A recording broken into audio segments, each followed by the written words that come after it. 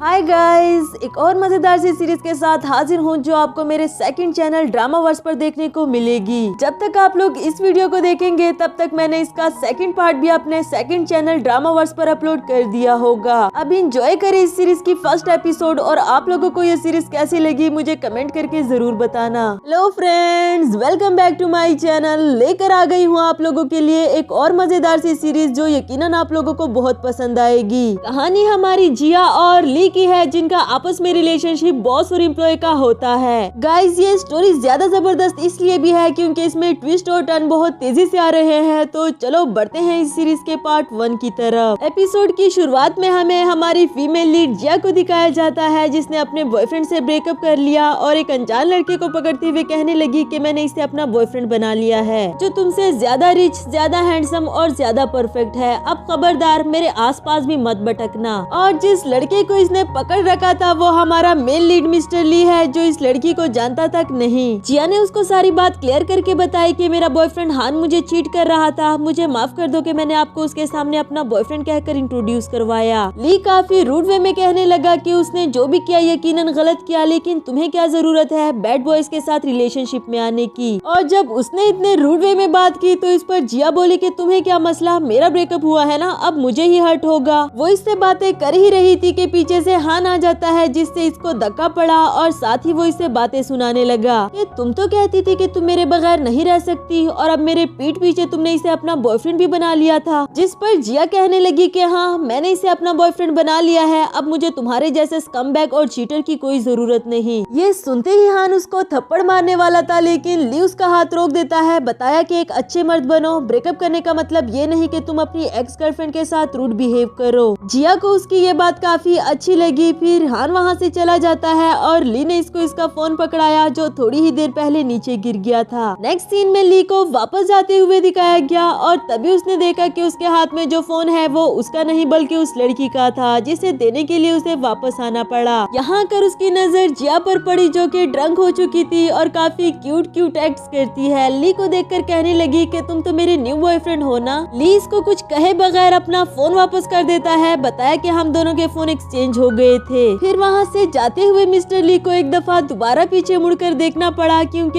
ये लड़की उसे काफी ज्यादा मासूम लग रही थी और यहाँ खड़े दो लड़कों के इरादे भी कुछ अच्छे नहीं लगते। अगले ही सीन में ली उसे एक सेफ जगह पर ले गया, उसकी फ्रेंड से उसकी बात करवाता है पर ड्रंक होने की वजह से तो जिया सिर्फ बड़बड़ा ही रही थी। इस पर ली ने खुद ही उसकी फ्रेंड को जिया का एड्रेस दिया। बताया कि प्लीज जल्दी से आकर इसे पिक कर लो। जिया तो ड्रंक होकर काफी टुन हो चुकी थी। ऊंची ऊंची आवाज में कहती है कि आज मेरे लिए डबल खुशी का दिन है, एक तो मेरी उस चीटर से जान छूट गई और मेरा फोन भी मुझे वापस मिल गया। ली जो कि उसकी ये बातें सुन रहा था कहने लगा कि अगर तुम रोना चाहो तो रो सकती हो, बिकॉज वो जानता था कि ये लड़की कितनी ज्यादा हर्ट हुई होगी। इससे तो जिया को अपनी पास्ट की मेमोरीज याद आई जब उनका डैड उनको छोड़कर चला गया था और वो रो रही थी तो मॉम ने इसे चुप करा दिया था। बताया कि खबरदार अब तुम रोई तो, क्योंकि हम रोकर अपनी प्रॉब्लम्स को हल नहीं कर सकते। हान जो काफी टाइम से इसका बॉयफ्रेंड था लेकिन जब जिया बीमार होती है तो उसे कोई भी अपने पास नजर नहीं आया। ये सारी बातें अब तक तो हमारी जिया ने बर्दाश्त कर ली थी लेकिन जब ली ने उसे रोने के लिए कहा तो वो सच में ही रोने लग गई। साथ ही उसे सुनाने लगी कि ये सब तुम्हारी गलती है, तुमने मुझे रुला दिया, अब मैं बड़ी हो चुकी हूँ, मैं रोकर अपने मसलों का हल नहीं निकाल सकती। ली ने उसे बहुत प्यार से समझाया कि देखो मैं 34 इयर्स का हूँ और तुम मेरे सामने एक बच्ची की तरह ही हो। पर जिया को बच्ची कहलाना बिल्कुल भी अच्छा नहीं लगा। ये कहते साथ ही कि मैं बच्ची नहीं हूँ उसे किस कर देती है ये प्रूफ करने के लिए कि मैं वाकई ही बच्ची नहीं हूँ। ये क्यूट सा रोमांटिक सीन यहाँ पर खत्म होता है। अगली सुबह का सीन दिखाया गया जहाँ जिया ऑफिस जाते हुए खुद को कोस रही थी कि मैंने कल रात क्या कर दिया था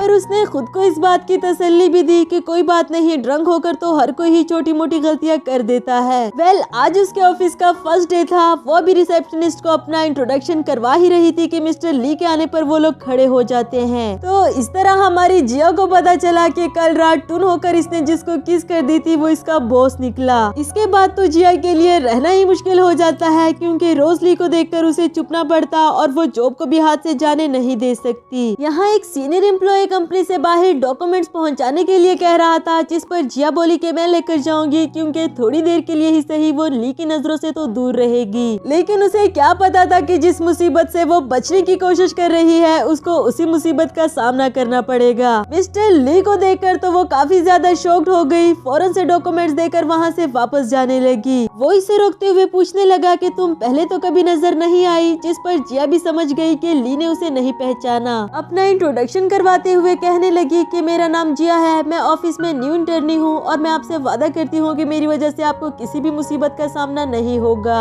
यहाँ ली तो उसको उसके गंदे जूते दिखाते हुए कहने लगा कि तुम्हारी वजह से ऑलरेडी ही मुझे मुसीबत का सामना करना पड़ रहा है। साथ ही बताया कि लिविंग रूम में बैठकर मेरा इंतजार करो और हाँ, टॉयलेट जाने के अलावा और कहीं भी मेरे घर में तुम मेरी परमिशन के बगैर नहीं जा सकती। उसकी बात सुनकर हमारी जिया चुपचाप से बैठ तो जाती है, पर ऐसे उसे सुकून आने वाला कहाँ था। ली से मस्के लगाते हुए उसका वाईफाई पासवर्ड पूछती है, जिस पर वो बोला कि इसे आज की अपनी आखिरी बात समझो, इसके बाद मैं तुम्हें बोलता हुआ ना देखूं। अब मिस्टर ली ने बोलने से मना किया था, लिख कर बात करने से थोड़ी ना, इसीलिए ही तो हमारी अक्लमंद जिया उसे लिख कर देती है कि प्लीज क्या मुझे आपका चार्जर मिल सकता है। इसके बाद हमें दिखाया गया कि मिस्टर ली अपने लिए खाना बना रहा था और बेचारी जिया वहाँ पर बैठ कर बोर होती रही। उसके हाथ का बनाया हुआ खाना टेस्ट करने की ट्राई तो करती है, लेकिन मिस्टर ली ने उसे रोक दिया, बताया कि मैंने सिर्फ अपने लिए बनाया है। नेक्स्ट सीन में हमें दिखाया जाता है कि जिया अभी तक बैठे मिस्टर ली के ऑर्डर का वेट कर रही थी कि वो कब मुझे यहाँ से जाने के लिए कहेगा। उसकी फ्रेंड लीना कह रही थी कि आज तुम्हारी बर्थडे है, इसलिए मैं सोच रही थी कि तुम्हें लंच ट्रीट करूं। जिस पर जिया बोली कि यार प्लीज खाने का तो मेरे सामने जिक्र ही मत करो, एक तो मुझे इतनी सख्त भूख लगी है, ऊपर से ये खड़ूस बॉस मुझे जाने भी नहीं दे रहा। मेरा तो अभी के अभी श्रिम्प खाने को दिल कर रहा है। और ये बातें इधर मिस्टर ली ने सुन ली कि आज जिया की बर्थडे है। अब चाहे वो कितना ही ज्यादा खड़ूस क्यों ना हो, लेकिन बर्थडे वाले दिन तो लड़की को बुले नहीं कर सकता, इसलिए उसके फेवरेट श्रिम्प बनाने लगा। दूसरी तरफ जिया वहीं बैठे बैठे सो गई थी। मिस्टर ली उसके पास जाते हुए कहने लगा कि किचन में कुछ बचा कुचा खाना पड़ा है, अगर तुम खाना चाहो तो उसे खा सकती हो। जबकि उसका तो भूख से बुरा हाल हो रहा था, और जब उसने किचन में जाकर देखा कि उसके फेवरेट श्रिम्प बने हैं, फिर तो वो फौरन से खा गई। आफ्टर दैट वो अपना पेंडेंट उतारना चाह रही थी, जो उससे नहीं हो पा रहा था, और वो मिस्टर ली से अपनी हेल्प करने के लिए कहती है। जिस पर वो बोला कि तुम इतनी स्टूपिड क्यों हो, जब से आई हो मुझे परेशान करने पर तुल गई। लेकिन जिया कहती है कि अगर आप दूसरों की मदद करेंगे तभी तो दूसरे भी आपकी मदद करेंगे ना। जिया को उसे कोई उम्मीद तो नहीं थी, लेकिन फिर भी उसने आकर इसकी हेल्प की। जिस पर ये पूछने लगी कि आप इतने अजीब क्यों हो, अभी अभी तो आपने मना किया था। और ली उसकी तरफ झुकते हुए कहने लगा क्योंकि मुझे डर है कि तुम दोबारा ही मुझे किस ना कर दो। यानी कि मिस्टर ली उसे पहचान गया था कि जिया ही वो लड़की है जिसने ड्रंक होकर मुझे किस की थी, और ये बात जिया को भी अभी अभी ही पता चली। नेक्स्ट सीन में हमें दिखाया गया कि जिया अभी भी वहाँ से नहीं जा सकी, बैठे बैठे ही वही सो गई थी और ऐसा लग रहा था कि वो काफी सुहाना सपना देख रही है। पर ली ने उसको जगाते हुए कहा कि तुम्हारा ऑफिस टाइम खत्म हुआ, अब तुम यहाँ से जा सकती हो। इसके बाद जिया अपनी फ्रेंड लीना को सब कुछ फनी वे में बता रही थी कि उसे कितना कुछ झेलना पड़ा,